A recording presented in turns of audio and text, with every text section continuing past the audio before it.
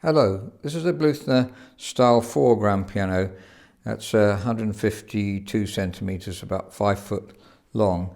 Just come into stock and just looking at it to assess what sort of work needs doing on it. It's been fully reconditioned previously to us getting the piano. It's just come into stock, so wanting to see what sort of extra work it might need doing. That was reconditioned in about 1960. I think the owners had it for over 50 years and probably bought it then when it was reconditioned. These are perfect ivory keys, which is very encouraging. Now the left-hand side here is very faded, so that's the worst part of the case. We could perhaps 10 hours work, try to make that good, and other aspects of the case that aren't perfect, obviously it's not going to be too difficult to disguise these. Or we can fully repolish the whole piano, which is more like 75 hours. Black finish is extremely difficult to do for French polish, original style.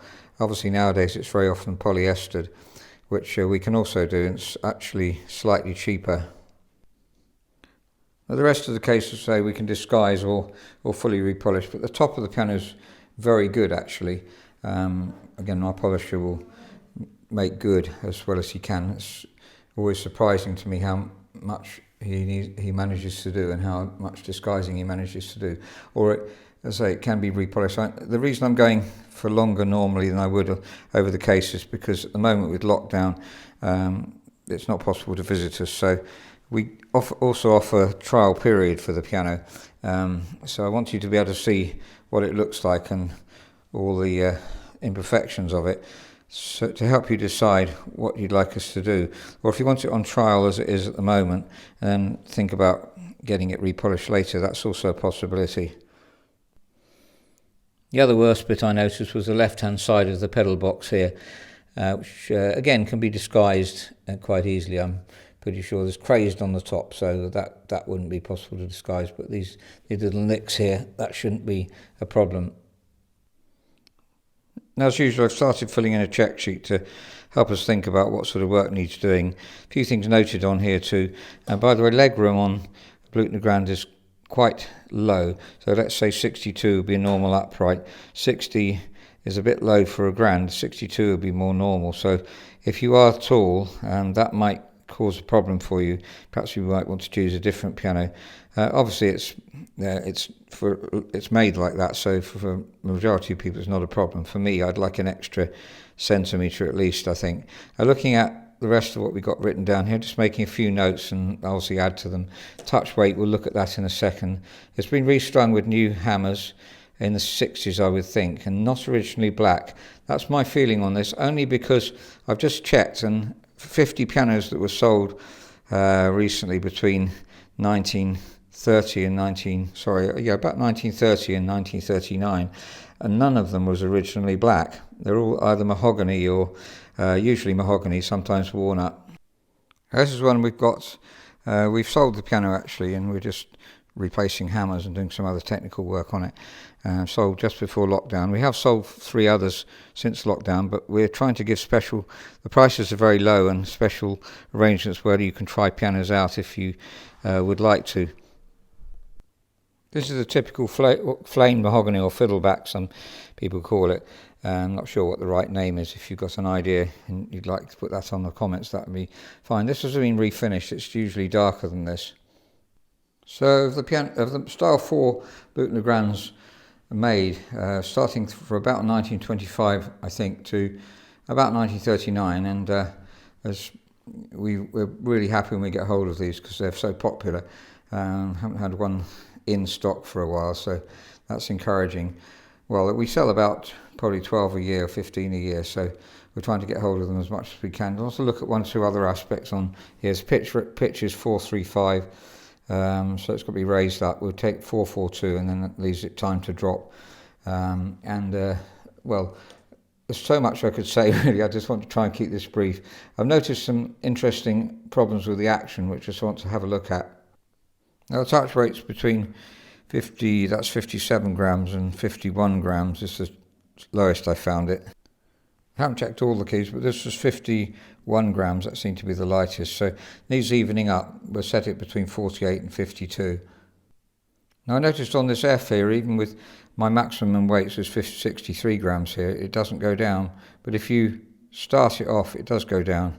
So easily go down. So there's something impeding its movement, starting it off. And there was another one here, I think, that did exactly the same. So if you push it down a little bit. So that's obviously a problem. So now I've got the action out. That's the F. Let's see what the problem is. And if you have a look at the hammer, it's catching on the back check. This is the back check here, and this one's catching on its back check. So as it comes down, as we release it, comes down, and if you try and push it up, the hammer is actually catching. Now that's easily solved. Our solution is found in regulating. You see this C and C sharp that I've regulated. Now they're higher up. I've turned them so that they are higher than the hammers next to them. And that should be 47 millimeters blow is the normal blow. You can vary it slightly according to taste, but that's obviously going down too far. See, those ones aren't quite catching, but the ones lower down were. So it wasn't just F, it was a few below there as well. So there we can see now it's not catching. It's quite close, and it is normally quite close. Another factor, this is important, by the way, to have the hammer blow. It doesn't feel right unless the hammer blow is regulated, so that's the first thing we do. Another problem this is solved is that there's a lot of action noise if you listen to this one falling back. And now listen to the ones that are regulated. They've still got some noise. Our technical department have reduced the noise to minimum possible. There's always some action noise, but certainly not a thump like that normally.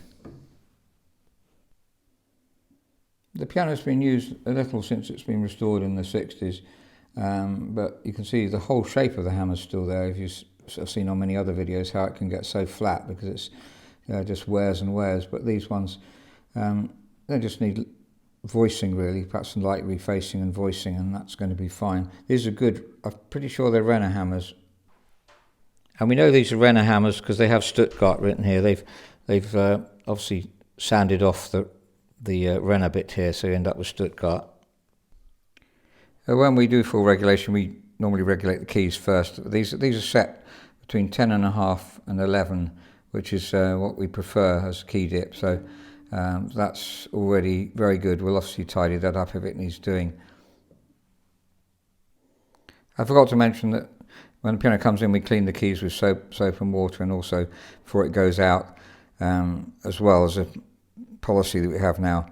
Just want to show you that before we think about putting weights in the keys to get them even, I just want to check how tight they are. And these are a bit tight. If you look, they're not falling down here. Let's see if that one doesn't fall. That one does. So that means they're a bit tight here. So before we think about putting weights in, we want to make sure everything's lubricated. So this centre will have dry lubricant on it, as we've mentioned many times before. So there's various lubrication things that we do. Hammers as well, if they're tight here. I've mentioned this before many times because it's routine stuff. But they're not tight, and by the way, they shouldn't be loose either. That's really important. So they're just right. And then we'll also lubricate here these rollers and put Teflon or talc on the rollers as well to make them very smooth and also stop any noises. So once all the lubrication has been done, we want to weight the keys and may have to add weights to the keys, but may just find it'll go down. This hasn't been lubricated yet, and it's not going down. And if I gently tap underneath to overcome inertia, it's not far from going down, but it's still needing too much encouragement. If I kept knocking, it'll go down possibly, but that's not really correct. So just a gentle tap to overcome the initial inertia. Then if we add a lead weight, it'll start to go down. So just going to bring the lead weight forwards until it goes down. There we are. So that might be too far forward. Let's just tap the bottom, and that's very light tap now, and it's going down. So obviously, if you're a technician, it'd be interesting to know what you do to decide whether it's the right weight or not. That's got to go right on the edge, obviously. And there we are. Maybe a little bit further back. We don't want it too light. This is 50 grams, so it should be middle C50. Then as we go down, it's going to be slightly heavier. As we go up, down to about 48, 47. So that makes it pleasant to play, and very important for musicians to have the right touch. We know that musicians buy new pianos very often because they feel secure with them. In actual fact, there's no reason why a fully restored piano can't have just as accurate a weighting as a new piano, and maybe better if the new piano is a cheap one.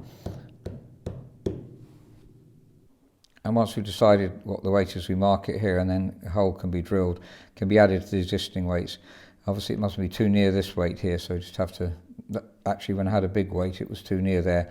I had to choose this lighter weight, and then it's just all right to put in the key there.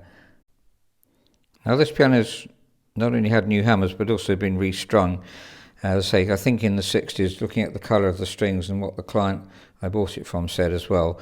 So first of all, normally this is the first thing I do, is to check tuning pin tightness. You can't guarantee that a restrung piano has got tight tuning pins, but this one has very tight ones. It's good to check it here where it tends to go loose, and in the top bass as well. And just, well, if anything's very out of tune, obviously that needs checking as well. But let's have a listen to the piano. Now, as usual, first of all in the singing area.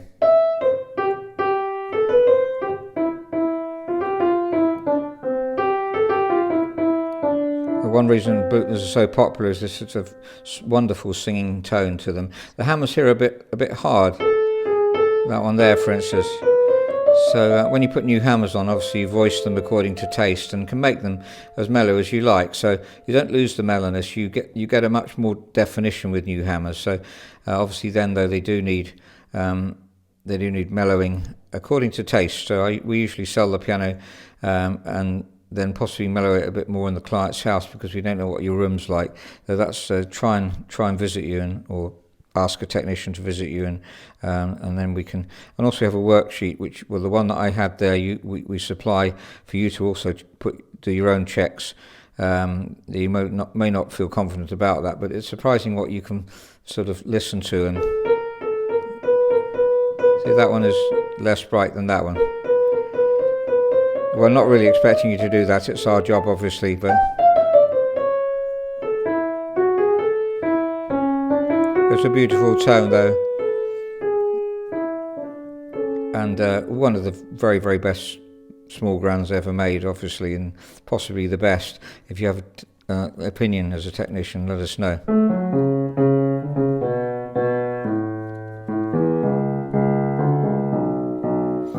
These new bass strings sound very beautiful. They are new bass strings. You can always tell original Bluthner strings, by the way. These are clearly replacement strings. We'll have a look at some original Bluthners. So there's the end of the original Bluthner strings. You see it's coned, and that's typical Bluthner on all their pianos, however old they are. I think nearly always seen that on the Bluthner grands. So it's a beautiful coning, as we call it, going to a cone shape. As we're here, we'll listen to the strings, but the hammers are being replaced on this piano, so that's not bringing out. When the hammer's not the right shape, or when the bass, it's not quite so important, but in the sense that the shape is usually kept more or less. But these are very thin hammers, and they're not bringing out the tone very well. So too soft to sound. Although, as I say, you can mellow it down to that if you want it. And not very distinct sound, but that's not to do with the strings, it's to do with the hammers.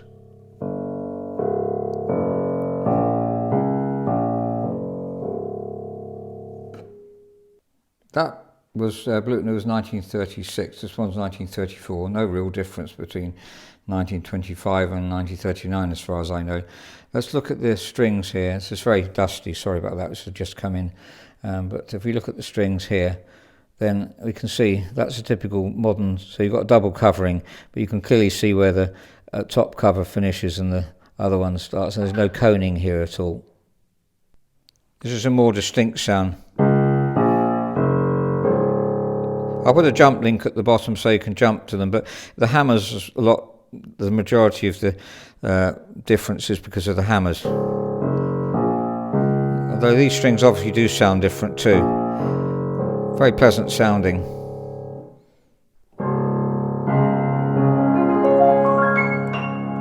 So that's a Bluthner style 4 grand piano made in 1934. Just come into stock. I'm just assessing it to see what sort of work needs doing to improve the piano. And very, very impressed with the tone of the piano. These are pretty consistently good, as all Bluthners have a wonderful tone. It's one of our favourites, and I know a lot of people are searching for Bluthner grands, especially this very small one actually, because of the small grand pianos, I think it's certainly one of the best. There are one or two others that we really are trying to source, but the 5-foot grand piano, it's very short, but it still has a wonderful bass for the size of the piano, and generally silky tone throughout. Always been a favourite. We try and, as I say, find as many as we can and manage to source quite a few. This is black, which is unusual, and looking through records of ones that have sold before, of over 50 pianos, I don't think we've had an original black one from this age. So let's assume it has been redone, but so well that you can't detect it's been French polished, obviously, and has some blemishes on it. The price that you pay will obviously be, if you don't want us to do so much casework, that will mean that it's going to be able to be bought less expensively. And nowadays, if you want to try the piano out, as I mentioned recently on videos, you can try it out for a month, and then the amount that you paid trying it out will be taken off the purchase price. And we have sold a couple like that since the lockdown. And we want to sell obviously as many grands as we can. We're normally aiming for at least 4 grand pianos a month, and we're not quite up to that, so we're encouraged though. We sold I think three or four since the lockdown, so that's encouraging, but we need to sell more really. So please look at other videos of other pianos and try and compare it. If you perhaps get one video up and of a similar size piano, and then just listen to the sound difference between them.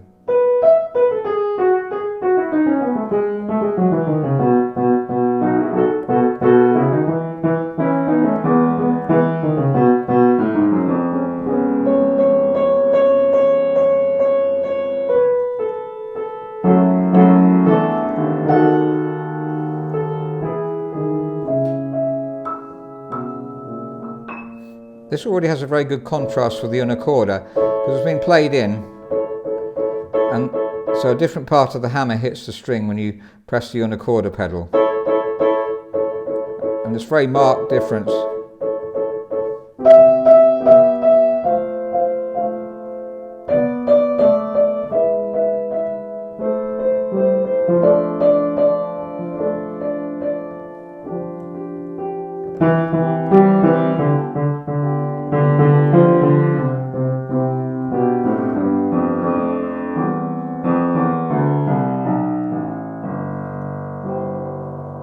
If you're interested in the piano, please do write to us, info@robertspianos.com, with a suggestion of how you'd like to try it out. And we are, as I say, managing, fortunately, to sell grand pianos during the lockdown. So thank you very much for listening. I hope that's been helpful.